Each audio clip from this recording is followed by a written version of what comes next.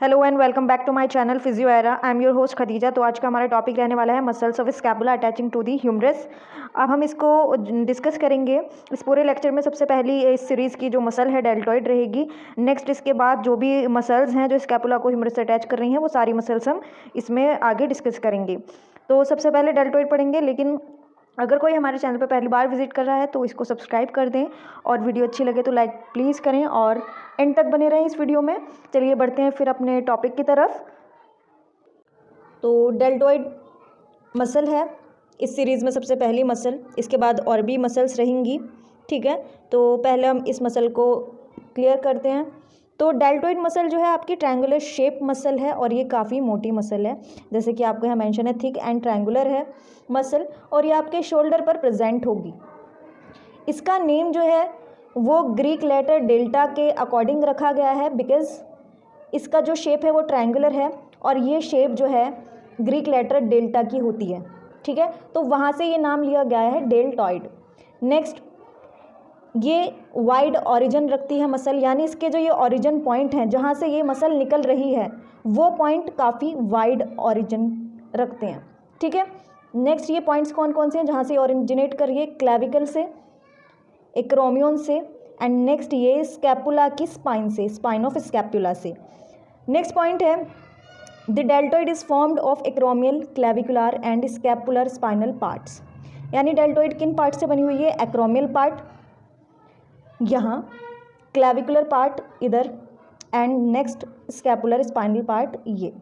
ठीक है, तो ये सारे पार्ट्स मिलकर के क्या बना रही हैं? डेल्टॉइड बना रहे हैं। नेक्स्ट है आपका एक्रोमियल पार्ट। एक्रोमियल पार्ट्स ये अलग अलग करके दिखा रखे हैं। एक्रोमियल पार्ट्स देखो, तो ये एक्रोमियल पार्ट जो है ये मिडल फाइबर्स हैं, जो बीच में फाइबर्स हैं वो मिडल फाइबर्स किसके हैं? एक्रोमियल पार्ट्स में, है ना। और ये क्या काम करते हैं? एबडक्ट करते हैं आपके आर्म को। अभी हम आगे देखेंगे एबडक्शन कैसे होता है आर्म का इन फाइबर्स के थ्रू।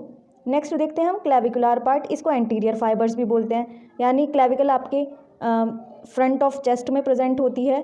ठीक है, तो क्लेविकल के साइड वाले फाइबर्स जो होंगे वो एंटीरियर फाइबर्स भी कहलाएंगे।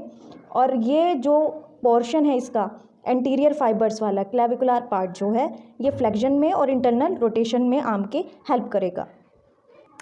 नेक्स्ट वर्ड पार्ट है स्कैपुलर स्पाइनल पार्ट, या जो स्पाइन ऑफ स्कैपुला है वहाँ पे जो पार्ट है वो, तो इसको पोस्टीरियर भी बोलते हैं। जाहिर सी बात है आपका स्कैपुला जो है आपके पोस्टीरियरली प्रेजेंट है। ठीक है, चेस्ट में बैक साइड में पोस्टीरियर साइड में स्कैपुला प्रेजेंट होता है, तो ये फाइबर्स भी और ये पोर्शन भी पोस्टीरियरली ही होगा आपके डेल्टॉइड का।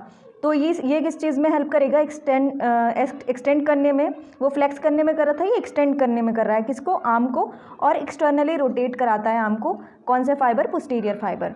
ये आगे इसके एक्शंस में और अच्छे से देखेंगे। ठीक है, नेक्स्ट देखेंगे इसका ओरिजिन। तो नेक्स्ट हम देखेंगे इसका ओरिजिन। ठीक है, तो ओरिजिनेट कहाँ कहाँ से हो रही है डेल्टॉइड मसल वो देखेंगे। ओरिजिन ऑफ एंटीरियर फाइबर, यानी एंटीरियर फाइबर्स जो हैं जैसे कि आपको यहाँ दिख रहे हैं, ये क्लेविकुलर पार्ट जो है इसी में एंटीरियर फाइबर्स हैं। तो ये एंटीरियर फाइबर कहाँ से ओरिजिनेट हो रहे हैं? लेटरल क्लेविकल से, क्लेविकल के लेटरल पार्ट से।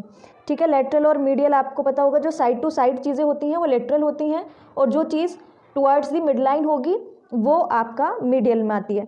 तो ये मीडियल है क्योंकि ये आपका क्लेविकल का मीडियल पार्ट है, ये बॉडी के सेंटर में प्रेजेंट है, और ये बॉडी के साइड में प्रेजेंट है क्लेविकल का पार्ट, तो ये लेटरल क्लेविकल है। तो लेटरल क्लेविकल से कौन से फाइबर्स ओरिजिनेट होंगे? Anterior fibre. नेक्स्ट, लेटरल जो आपके फाइबर्स हैं वो किससे ओरिजिनेट होंगे? एक्रोमियन प्रोसेस से। एंड पोस्टीरियर फाइबर्स जो हैं वो ओरिजिनेट होंगे स्पाइन ऑफ स्कैपुला से। ये आपके स्कैपुला है और ये इसकी स्पाइन है, तो इस स्पाइन से जो फाइबर्स क्या हो रहे हैं? ओरिजिनेट हो रहे हैं, वो पोस्टीरियर फाइबर हैं। इंसर्शन, अब आप इंसर्शन देखो, तो ये नेक्स्ट है इंसर्शन। इंसर्शन कहाँ होगा? डेल्टॉइड मसल का। डेल्टॉइड मसल के तीनों ही fibres, anterior, posterior and lateral fibres, ये तीनों ही कहाँ आकर के इंसर्ट होंगे? डेल्टॉइड ट्यूबरोसिटी पर। कहाँ? ह्यूमरस की डेल्टॉइड ट्यूबरोसिटी पर। ओके, तो ये इसका इंसर्शन होगा तीनों ही फाइबर्स का।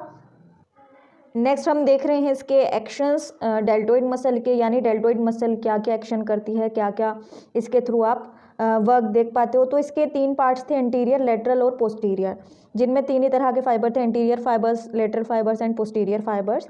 ठीक है, तो एंटीरियर फाइबर जो था, जो आपके आगे की तरफ पार्ट में थे, वो क्या करा रहे थे, फ्लेक्शन करा रहे थे और इंटरनल रोटेशन करा रहे थे। फ्लेक्शन मूवमेंट आपको यहाँ दिख रहा है, जब आप अपने हाथ आगे करके ऐसे ऊपर लोगे तो then this movement is flexion. And next internal rotation. ठीक है, इस तरह से आप इंटरनल रोटेशन करोगे। नेक्स्ट आपका पार्ट है लेटरल पार्ट। लेटरल पार्ट क्या कराता है, अबडक्शन कराता है, यानी आपका हाथ जब आप ऐसे ऊपर लेकर के जा रहे हो, नेक्स्ट ये क्या है, अबडक्शन मूवमेंट है, लेटरल पार्ट करा रहा है। पोस्टीरियर पार्ट कराता है एक्सटेंशन, ये आपके आर्म का एक्सटेंशन है। ठीक है, और एक्सटर्नल रोटेशन, एक्सटर्नल रोटेशन कि आपका हाथ बाहर की तरफ इस तरह से। ठीक है, यहाँ पे अपना एल्बो टक करके देन ये बाहर की तरफ जो मूवमेंट होता है, ये एक्सटर्नल रोटेशन, ये पोस्टीरियर पार्ट करा रहा है। तो ये 3 पार्ट्स थे डेल्टॉइड के, ये तीनों पार्ट्स अलग अलग वर्क करा रहे हैं। ठीक है, नेक्स्ट देखते हैं नर्व सप्लाई। C5 और C6 जो आपका ब्रेकियल प्लेक्सिस है, उससे आपकी एक्सिलरी नर्व निकलती है। ये एक्सिलरी नर्व जो है ये सप्लाई करती है डेल्टॉइड मसल को। हम डिस्कस करेंगे डेल्टॉइड का क्लिनिकल एनाटमी। ठीक है, तो डेल्टॉइड के क्लिनिकल एनाटमी में हम सबसे पहला टॉपिक डिस्कस करने वाले हैं axillary nerve injury. Axillary nerve है ये आपकी, अगर इसमें इंजरी हो जाए तो, अब इसमें इंजरी कैसे हो सकती है, ये एक्सिलरी नर्व आपके जो ह्यूमरस है उसको ऐसे घूम करके उसमें फिर ये आपकी इसमें इंसर्ट होती है डेल्टॉइड में। अगर आपकी सर्जिकल नेक, ह्यूमरस की जो सर्जिकल नेक है उसमें फ्रैक्चर हो जाता है तो एक्सिलरी नर्व पे कंप्रेशन पड़ता है, जिसकी वजह से आपका जो डेल्टॉइड मसल है उसके फंक्शनिंग में डिस्टर्बेंस आ जाते हैं। और इसी कंडीशन को, जिसमें एक्सिलरी नर्व इंजर्ड हो जाए और डेल्टॉइड का फंक्शनिंग डिस्टर्ब हो जाए, तो वो एक्सिलरी नर्व इंजरी होगी। नेक्स्ट, अगर आपका डिसलोकेशन हो जाए ग्लिनोह्यूमरल जॉइंट का, यानी glenoid cavity of scapula and humerus का जो ये शोल्डर जॉइंट है, इसमें अगर डिसलोकेशन हो जाए, यानी अपनी जगह से थोड़ा सा हट जाए या खिसक जाए, तो क्या होगा, ये एक्सिलरी नर्व जो है ये कंप्रेस होगी फिर से, और जब ये कंप्रेस होगी तो कंप्रेस होने पर सेम कंडीशन फिर से होगी, इसकी फंक्शनिंग डिस्टर्ब होगी। या फिर आप क्रचेज़ यूज़ करते हैं, बहुत से विकलांग लोग होते हैं जो बैसाखी लेकर के चलते हैं, उन क्रचेज़ का अगर करेक्ट वे में यूज़ ना किया जाए तो आपको क्या होगा कि एक्सिलरी नर्व कंप्रेशन होने लगेगा, जिसकी वजह से आपका फर्दर प्रॉब्लम आएगा डेल्टॉइड में। अगर आपको ये टेस्ट करना है कि डेल्टॉइड का कौन सा पार्ट जो है वो अफेक्टेड हुआ है, यानी एंटीरियर पार्ट हुआ है, लेटरल पार्ट हुआ है या पोस्टीरियर पार्ट हुआ है, तो ये जो सारी फंक्शनिंग है, जैसे सपोज ये फंक्शनिंग है एंटीरियर पार्ट की, अगर ये फंक्शनिंग डिस्टर्ब है, ये एक्शन डिस्टर्ब है, दैट मीन्स एंटीरियर पार्ट में प्रॉब्लम आया है डेल्टॉइड के। अगर अबडक्शन में प्रॉब्लम है, अबडक्शन नहीं हो पा रहा है आर्म का, तो लेटरल पार्ट अफेक्टेड है डेल्टॉइड का। और अगर एक्सटेंशन और एक्सटर्नल रोटेशन नहीं हो पा रहा है, दैट मीन्स वो पोस्टीरियर पार्ट जो है वो अफेक्टेड है। तो इस तरह से आप ये देख सकते हैं कि कौन सा पार्ट अफेक्टेड है डेल्टॉइड का। ठीक है, एक्सिलरी नर्व कंप्रेशन की वजह से। तो ये कुछ क्लिनिकल एनाटमी थी। अगर आपको ये वीडियो अच्छा लगा हो तो आप इसको लाइक करें, शेयर करें अपने फ्रेंड्स एंड कलीग के साथ, और इसको ज़्यादा से ज़्यादा कमेंट्स करके बताएं कि कैसा लगा। और thanks for watching guys, thank you.